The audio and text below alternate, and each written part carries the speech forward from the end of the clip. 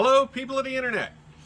So, I know I missed last week. I've been working on this Dodge and it's been kicking my butt. And I finally got it running.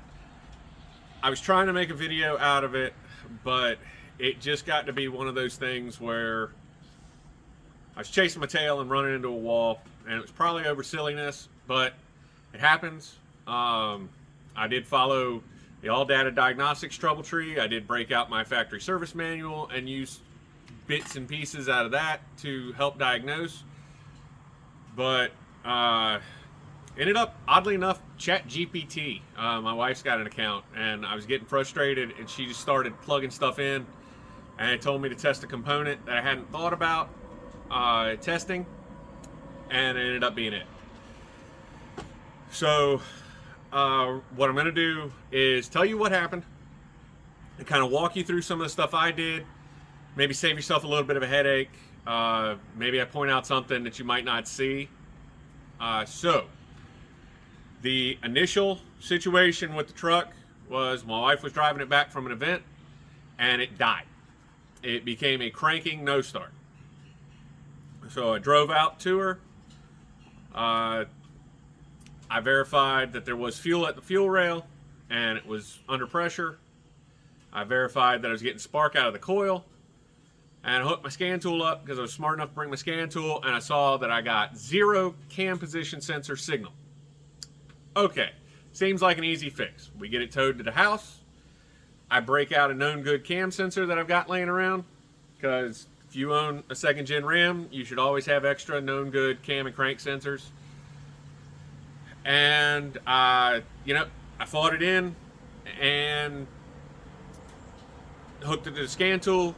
Again, cranking no start, but with cam signal this time.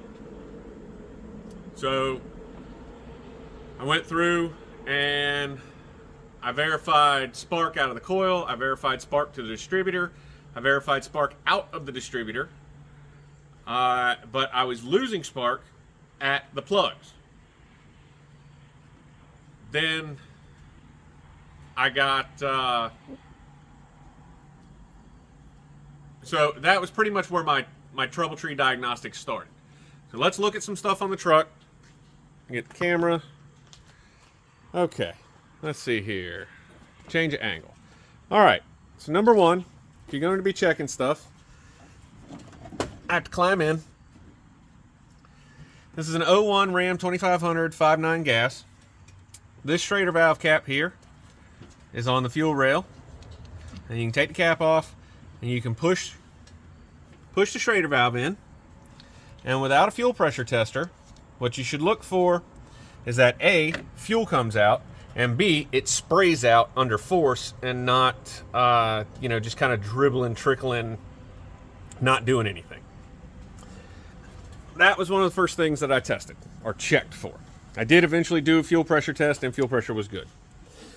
Then came to the coil. Pulled the wire and ran a screwdriver across. I just have a manifold bolt, but all you got to do is ground the screwdriver up in the wire, have somebody crank it, you can see if you get spark. I got spark there. I followed it to the cap. I know I put everything back together so you can't see. I'm back there in no man's land. I followed it back to the cap, tested it with a spark tester. Once I was home, I verified that what I found on the road with that happened. Tested it with a spark tester. The spark tester lit up strong and steady here at the center point of the distributor cap. And then on, I don't know, out of the 8, I probably tested 5 cylinders. But the discharge side of the distributor cap, the outlet to lead back to the spark plug wires, tested strong. Every time I put it on a spark plug wire, or a spark plug end of the wire, it fizzled out. So I figured, not a big deal. Maybe the wires that I had weren't that great. And they were blue streaks. I like blue streak. I've had good luck with them, but sometimes stuff happens. So I ordered a full tune-up kit and just went ahead and knocked it out. Cap, rotor, plugs, wires, just take care of all of it. I know the stuff's not very old and doesn't have a ton of miles on it, but hey, it wasn't super expensive and I did it. Same problem. Still no spark at the plugs. Now, something that I didn't initially do when I was testing that you should is come over here to your main fuse panel. This relay block right here is for your fuel system. If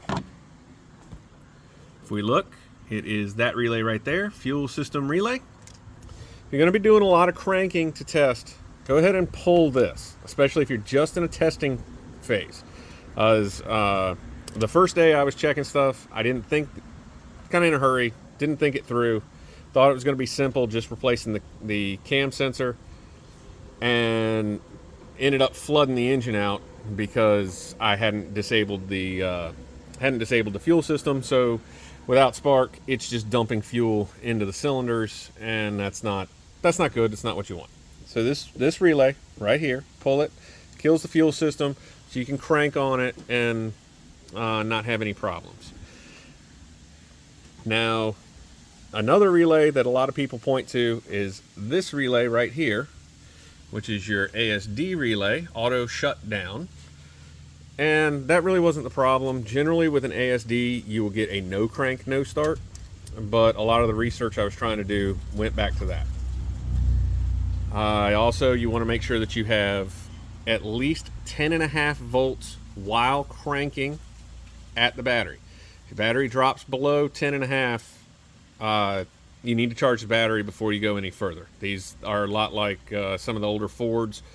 You get below 10.5, 10 volts, and the systems just put themselves in a fail-safe so that nothing bad happens.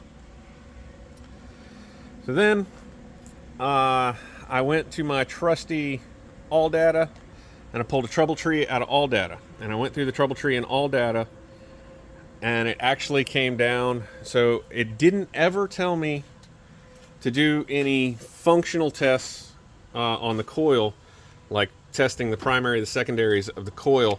It just was, do you have power? Is the coil you've got spark, so the coil's functioning, and you've got power. Verify down here on the plug. And after going through a lot of tests, verifying that not only the scan tool could see sensors and they were reading properly and functioning, and I was DVOMing at the sensors to make sure that there were pin outputs, to make sure it's getting 5-volt signal, to make sure it's getting ground, to make sure it's getting switched signal outputs, things like that. And the trouble tree led me to failing ignition coil drivers in the PCM. So this doesn't have a standalone ignition module. The ignition module, much like the voltage regulator for the alternator, is built into the PCM. So okay, that's not a big deal. Found a place out of Cincinnati, Flashmasters. They seem to have pretty good reviews. Ordered a PCM. Got here relatively quick and dropped the PCM in. Exact same issue. Cranking, no start, no spark at the spark plugs. I'm going to turn the camera around for a minute. So, this is like, now I had to battle some weather in there and stuff, so this is like over the course of about 2 weeks, 2.5 weeks total. And we've been fighting it. And so finally, stuff's not working right. It doesn't want to, it's just doing it. I've gone through all the trouble trees that I could go through. I reached out, talked to a couple people, and nobody had any guesses. And so my wife and I were talking about it over dinner, and she brought up Chat GPT. I can't ever say it. And it was like, well, you've got this, you've got that. Yeah, you do have spark. Have you tested the primary, the secondary side of the coil to verify whether or not the coil's any good? And it really hadn't occurred to me. I haven't had to test the coil. I've been dealing with like coil on plug for so many years. Coil's dead. And ended up testing it, and the primary side was good, the secondary side was good. The primary side was just a touch out of range at the low end of spec by like 0.003 of an ohm. out of spec. Okay, no problem, fine. You know, at this point, I'm willing to do anything. So run over to O'Reilly's in town, buy a standard coil, and I also ran an additional all metal ground strap just in case, because evidently ground issues are everywhere on trouble trees, no matter what you're using. And fired right up. Had a little bit of trouble because I must have altered like one of the times that I was trying to verify mechanical sync. These are very hard to see where everything is lined up once the engine's in the truck. You're going off of like mirrors and cameras and stuff. And I thought that I needed to adjust the distributor a little bit to correct the mechanical sync of like basically timing.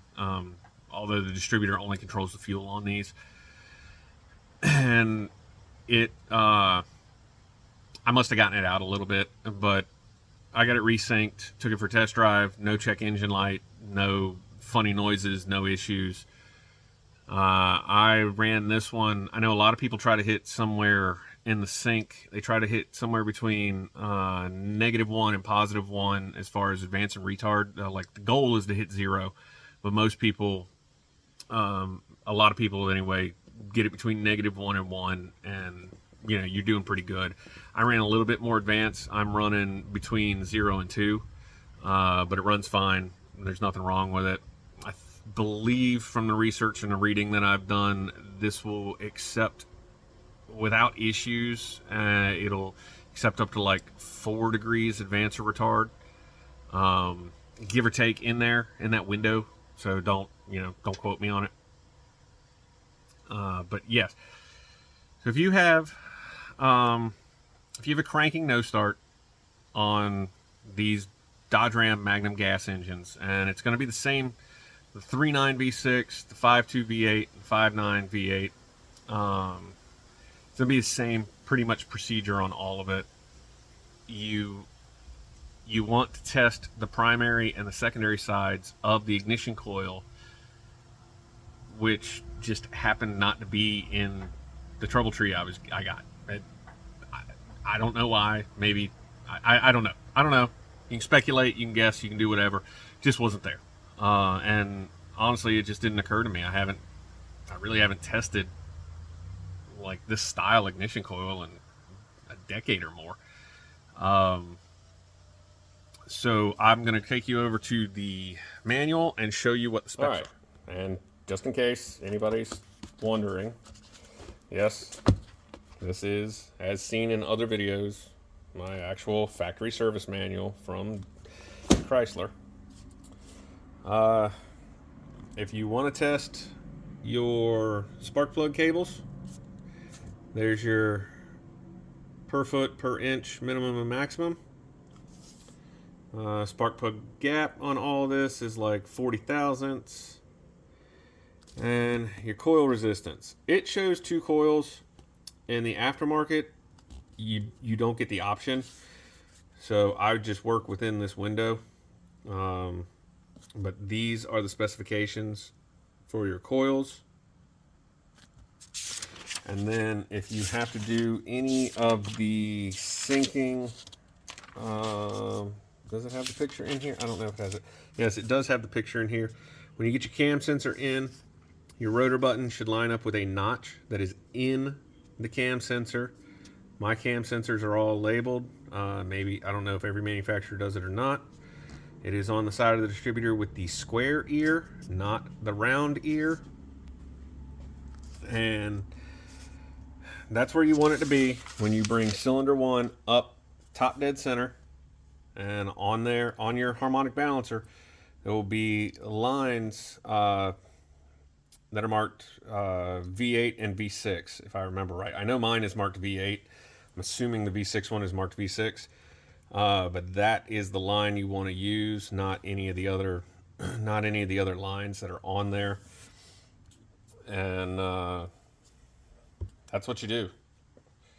So yeah, this was just a lot of chasing my tail over something silly that I probably should check day one, and just didn't think about it.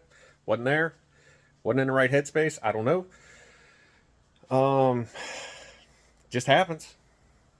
So make sure if you're doing a lot of cranking on them, pull the fuel system relay first so you don't flood the engine. Check to make sure that you have spark everywhere you need to have spark. And if you don't, that's, start chasing down from the point that you lose spark. Make sure, do all the basic stuff. Make sure your wires aren't burnt. Make sure your plugs aren't bad. Make sure that the cap doesn't have a crack in it or anything like that. And yeah, test the ignition coil. If you get a cranking no start where you lose spark at the spark plug, you have spark the rest of the way through the chain, you lose it at the spark plug, test your ignition coil. I seriously thought it was drivers, as it seemed like an ignition module situation to me. And when the troubleshooting went to the drivers and the PCM, I did. And that was probably $650 I didn't need to spend. But I got a spare computer now. So that's right. I mean, it's a 25-year-old truck. I'm probably going to need a computer sooner or later anyway. So everybody get out, have fun, go have a nice day. Hopefully you learn something and make better decisions than I do. All right.